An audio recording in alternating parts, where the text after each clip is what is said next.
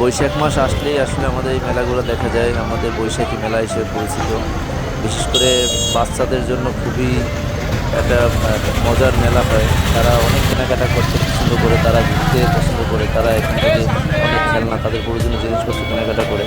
তো আমরা এই মেলায় দেখতেছি অনেক খাবার আইটেম আছে, তারপর এখানে চক্রের মতো আছে যেটাকে আসলে বাচ্চারা উঠে এখানে গরমের জন্য খাবার খাচ্ছে।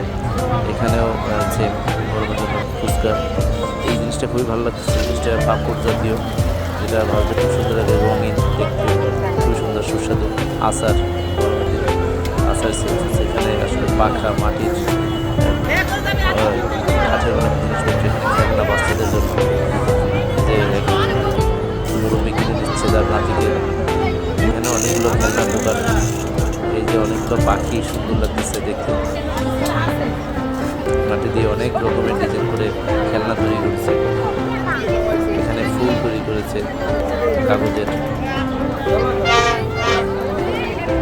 তো আমরা আসলে সবাই মেলায় ঘুরতে পছন্দ করি, আমরা যারা আছি আমরা মেলায় আসি, মাটির খেলনা দেখি, বিভিন্ন রকমের অনেক ছোটো ছোটো শিশুরা বাচ্চারা আসে, তারা মাটির খেলনাগুলো খুবই সুন্দর রঙিন করে, অনেক রং বেরঙের।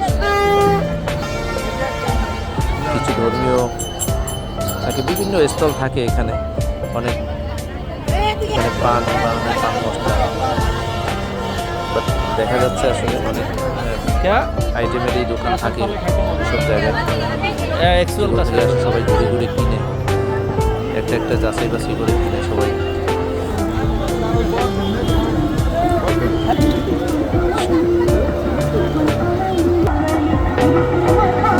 রান্না বান্না সবারই ভালো লাগে খেতে। তরমুজ এই গরমের দিনে তরমুজ কোনো কথাই নেই, খেলনা বাচ্চাদের জন্য বেলুন।